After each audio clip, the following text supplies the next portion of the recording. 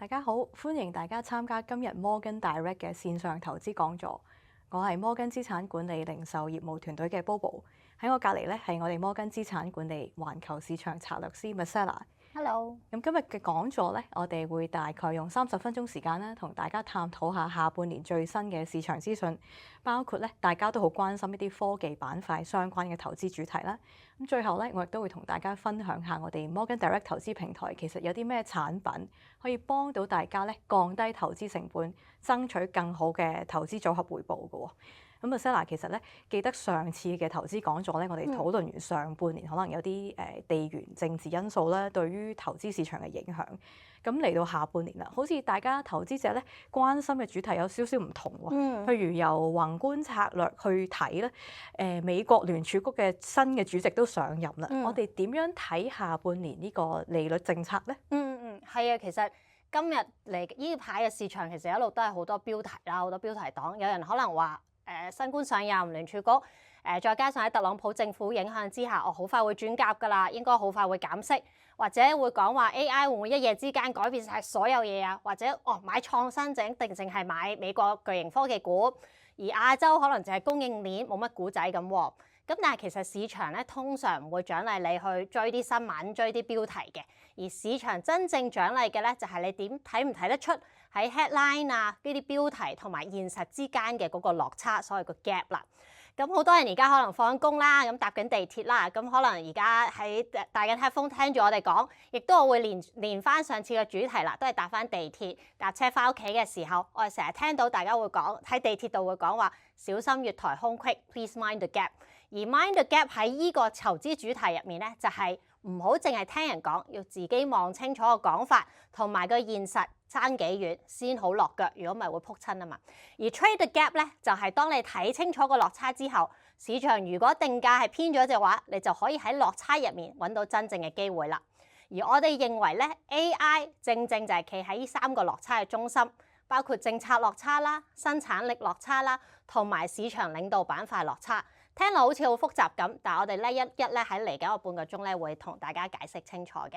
咁首先講第一個啦，就係政策落差啦。好似頭先 Bobo 你所講，個標題好似話因為特朗普政府可能施加咗一啲所謂嘅政治壓力，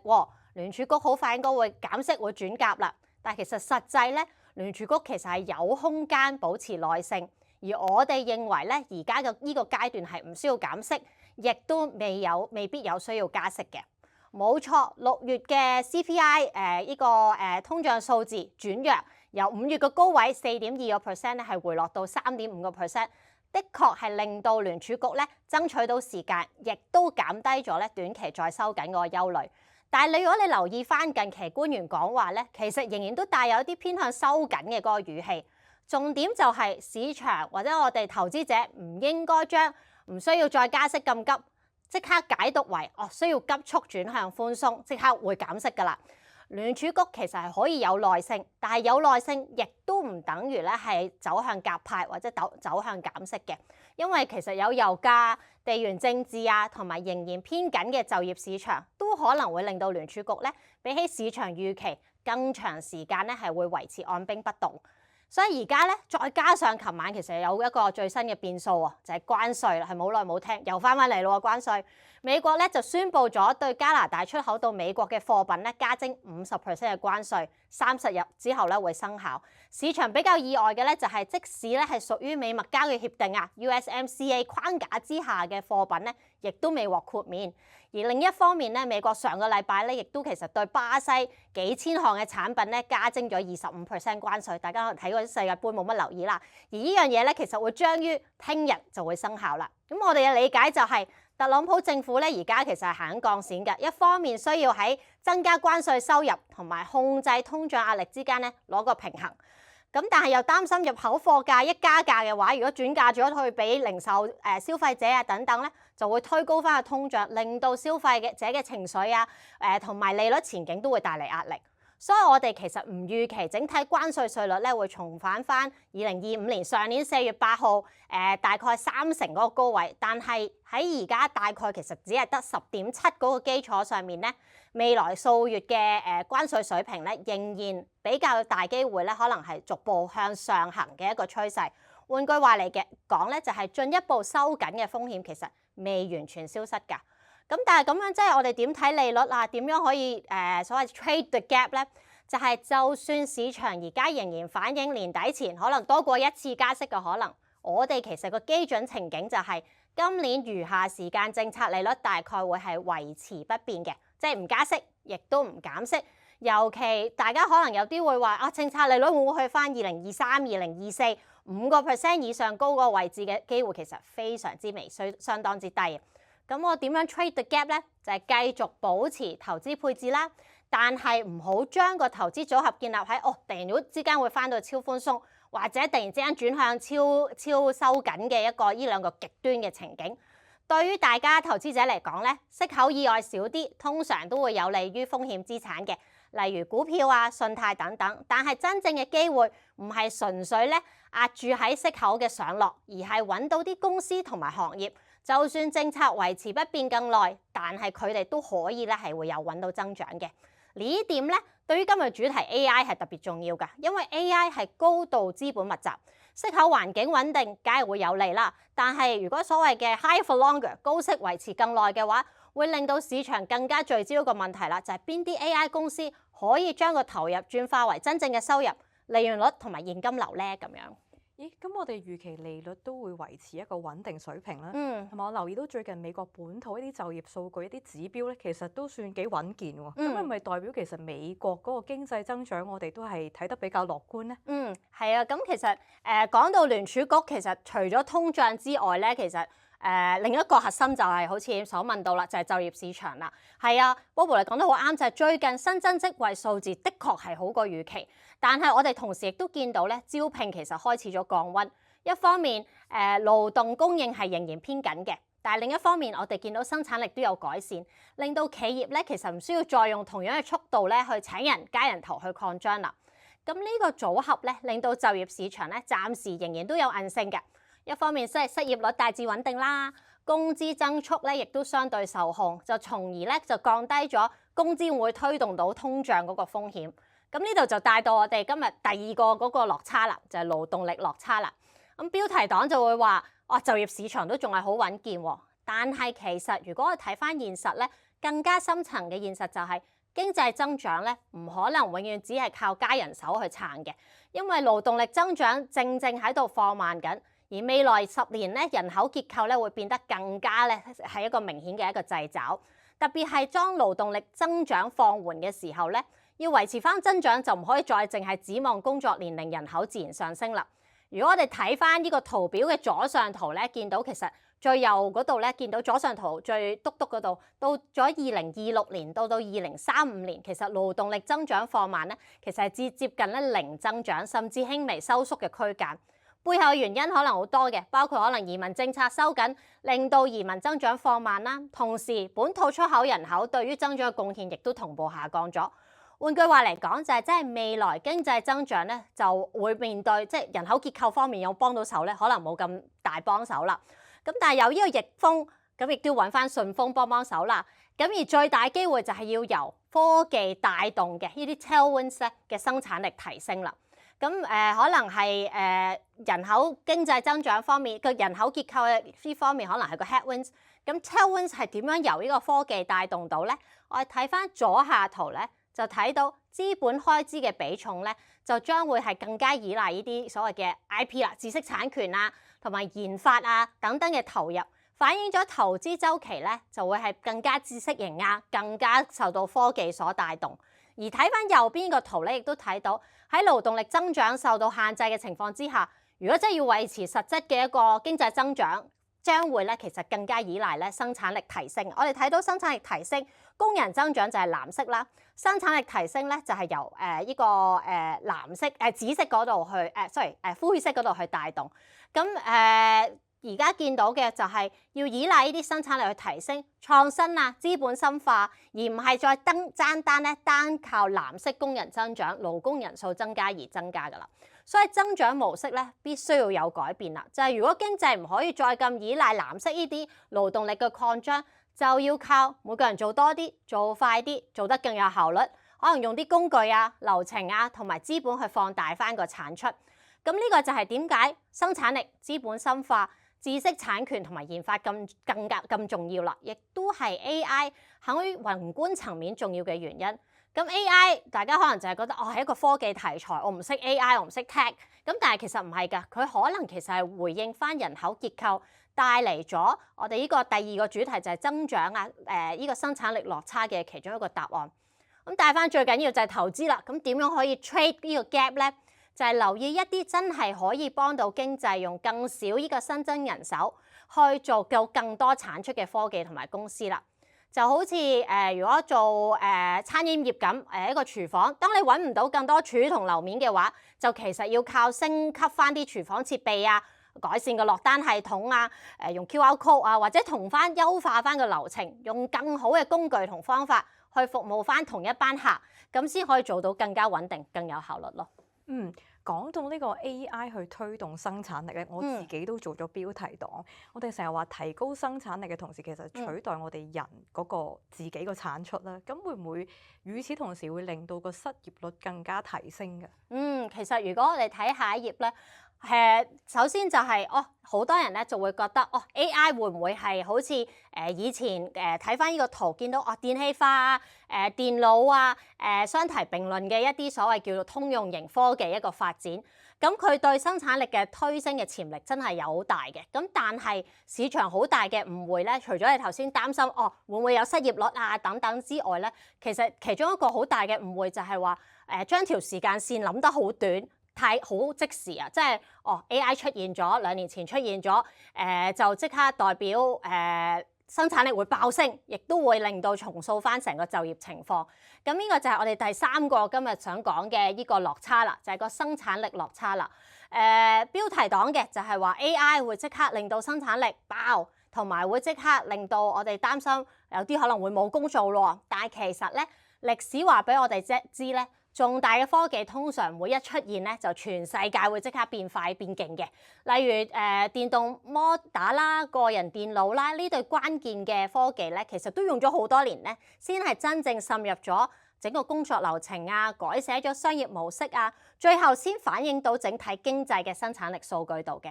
咁 AI 可能都會行類似嘅路線喎。咁落地大概會分階段嘅，而且亦都會唔平均。有啲行業會快啲，有啲行業會慢啲，有啲公司受惠會多啲，有啲公司咧就可能未必跟得上啦。換句話嚟講，我哋同意 AI 嘅上行空間好大，但係幾時會喺宏觀層面見到明顯嘅生產力加速呢？其實仍然存在不確定性，我都冇水晶球可以預測到。但係過去一啲重大嘅科技呢，都曾經係用咗15至到20年，係15至20年先帶嚟比較明顯嘅生產力提升嘅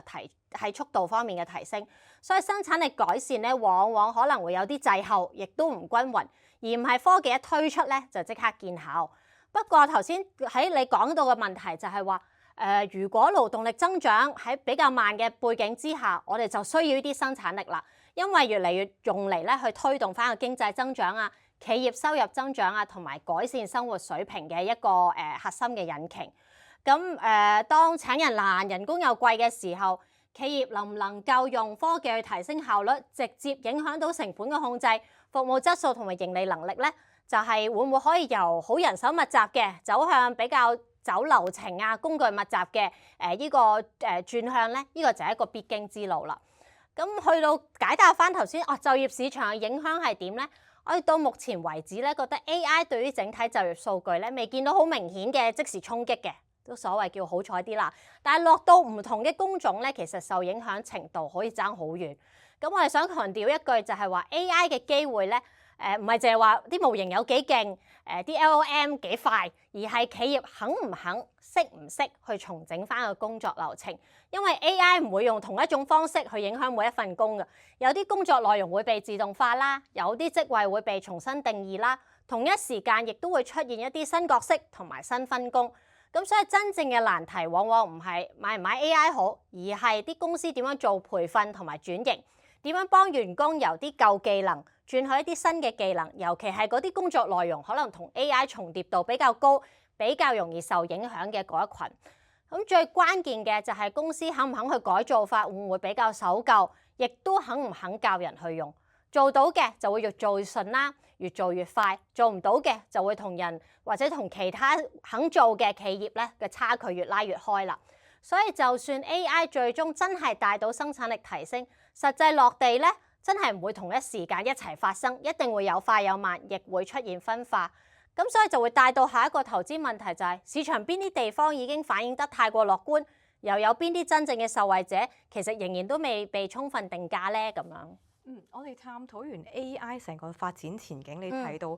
聚焦咗喺 AI 呢個投資板塊度啦。我相信大家好多人第一時間會諗起咧美股七雄Mag 7。咁我哋現時其實係點樣睇呢幾間科技巨頭佢嘅投資潛力咧？係啊，咁其實市場成日都將美股七雄 Mag 7咧講到好似一個整體一個個體咁，但係其實咧好多時咧只係大家覺得方便去分類嘅啫。咁呢個又去到一個標題黨咯，就係Mag 7咧一定一齊上，而一定咧一齊會受惠於 AI。但係實際咧其實7間公司咧橫跨咗唔同行業嘅，咁 AI 受惠嘅路徑啊、成本壓力啊、變現能力啊都唔同，所以表現咧其實最近開始有分差，七雄咧唔再係齊上齊落啦。咁因為呢7間公司業務咧其實橫跨電商啊、雲端啊、廣告啊、消費電子啊、軟件啊、半導體啊同埋汽車等等唔同嘅行業，咁佢哋對 AI 嘅受影響程度同埋將 AI 變現嘅能力咧，亦都唔一樣。咁而家市場其實正正咧喺由 AI 嘅第一階段走去第二個階段。咁第一個階段係咩啊？就係大家覺得算力夠多就已經足夠令到大家好興奮啦。咁但係而家第二個階段開始咗，就係啲投資者會問得更落地咯。呢啲算力回報會係咩呢？ AI 嘅投入係咪真係能夠轉化到收入、利潤率同埋 free cash flow 所謂嘅自由現金流呢？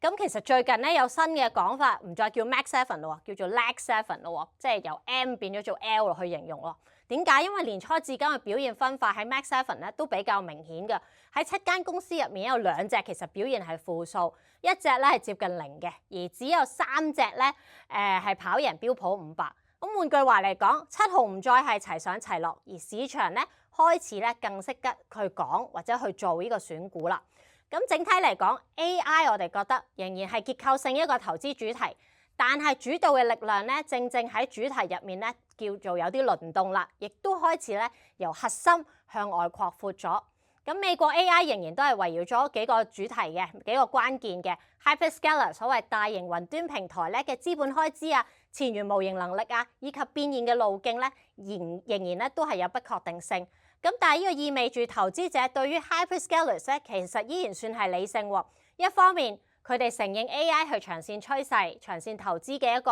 結構性投資主題，但係另一方面又保持咗一個健康程度嘅懷疑，會追問資本開支值唔值啊、ROI 所謂嘅投資回報幾時翻嚟啊，同埋現金流壓力啲企業會點處理咧咁樣。咁我哋認為 AI 週期咧，暫時仍然係處於一個叫 adoption phase， 即係一個採用期。由試點到擴容到真正落地，其實仲未完全走到全面變現嘅嗰一步嘅。咁呢個階段確實咧係會為 hyperscalers 帶嚟機會，但係回報咧係唔會平均分配嘅，亦都唔同嘅 AI 模型、唔同應用路線之間收入分佈同埋變現嘅節奏，亦都會好參差、好分化。咁市場可能會成日問：而家係咪泡沫啊？咁樣。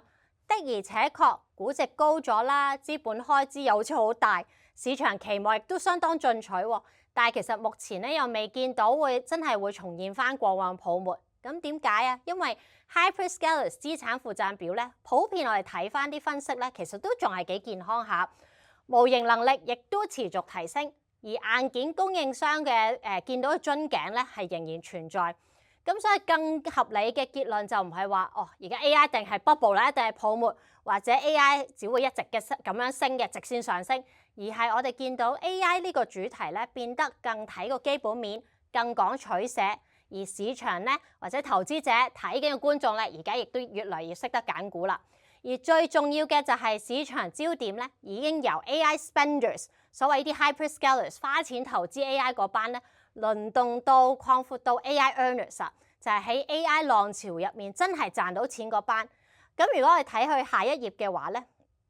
睇到係嘅，我哋覺得美國可能繼續都係主導咗 AI 嘅市場焦點啦。但係講到 AI 真正要靠嘅硬件同基建，我哋其實唔弱㗎，我哋亞洲係其實最關鍵。咁就帶到去我哋呢個最尾呢個第5個落差，就係地域落差啦。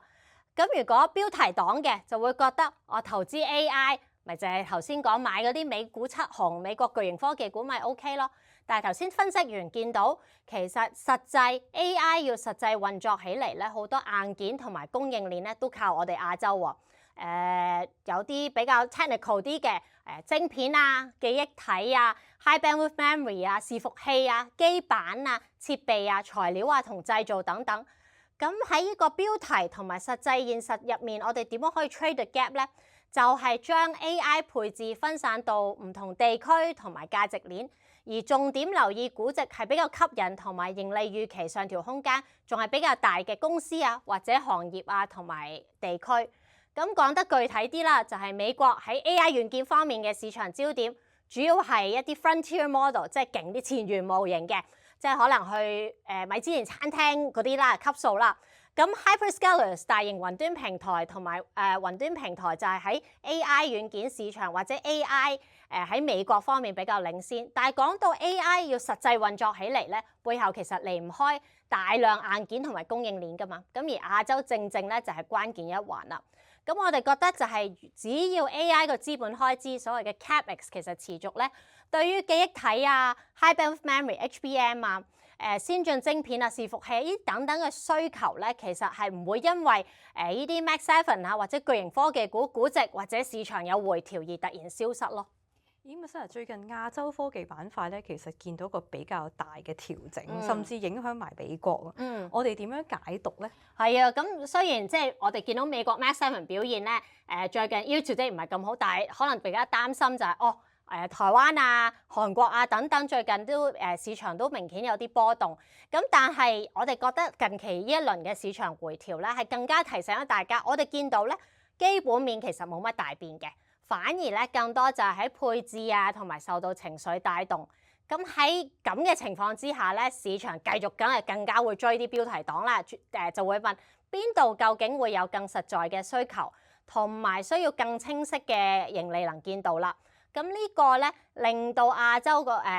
硬件啊同供應鏈受惠者咧就更值得留意啦。咁所以用我哋嘅角度，如果為亞洲 AI 配置做一個簡單嘅 ranking 啦，即係按受惠力度、盈利能見度去排嘅話，係嘅。最近市況比較波動啦，但係其實我哋仲係最睇好韓國，因為我哋覺得韓國咧係最均勻，亦都最可能受惠更多嘅市場。最強嘅咧就係 high bandwidth memory 啊，呢啲記憶體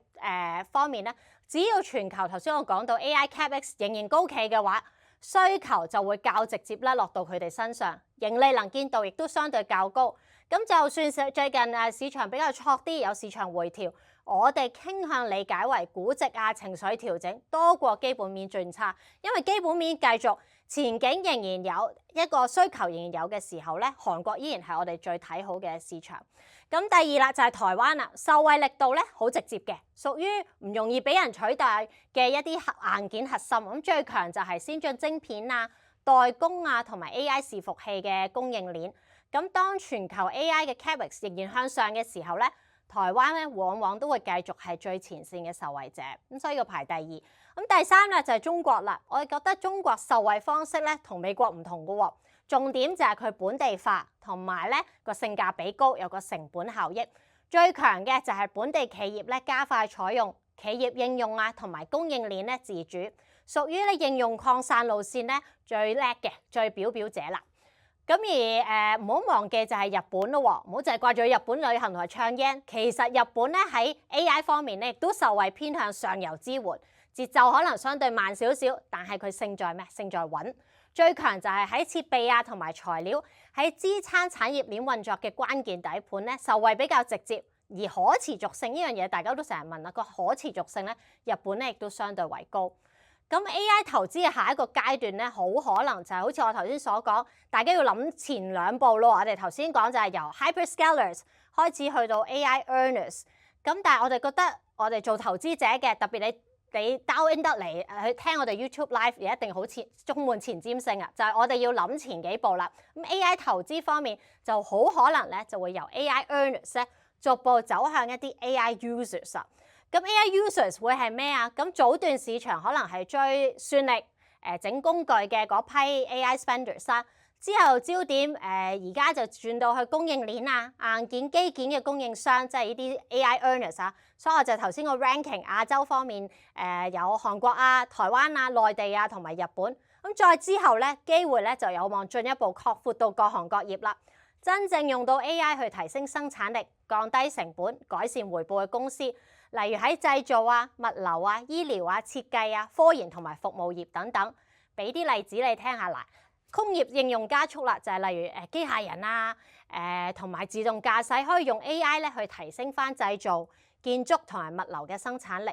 咁唔好忘記，其實可以亦都係靠 AI 咧去令到科研加速。AI 咧可以加快咧生物科學啊、化學工程同埋工業設計嘅研發同埋發現嗰個速度㗎。咁當呢啲行業咧開始揾到啲突破啦。例如有啲新療法啊、新療程啊、比較好嘅設備啊，或者更有效率嘅流程嘅時候咧，資金咧就會好有機會咧由所謂嘅供應鏈同硬件基建受惠者，即係所謂嘅 AI earners 咧，輪動到呢啲真正用工具提升效率嘅 AI users。呢種輪動咧，通常比較有利於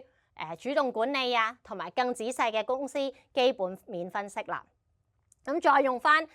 大家比較易明嘅比喻啦，好似喺餐廳方面，你啲蒸爐啊、啲烹飪嘅工具成熟咗之後，啲贏家未必淨係賣廚具嗰幾間公司嘅喎，好多時候反而係用呢啲新廚具，識得用新系統，做出餐快啲、服務更好嘅餐廳同企業。亦正正喺呢度咧，投資機會會由單一嘅板塊擴闊到更多行業同埋地區。所以今日嘅核心信息，希望帶到俾大家就係分碳投資係咪就等於唔買 AI 或者 anti AI 走出 AI 咧？其實而家真係好難揾到咧一啲 zero AI 嘅一啲配置㗎啦。咁分散投資咧，其實係令你喺 AI 主導輪動之下咧，仍然保持到有效嘅配置。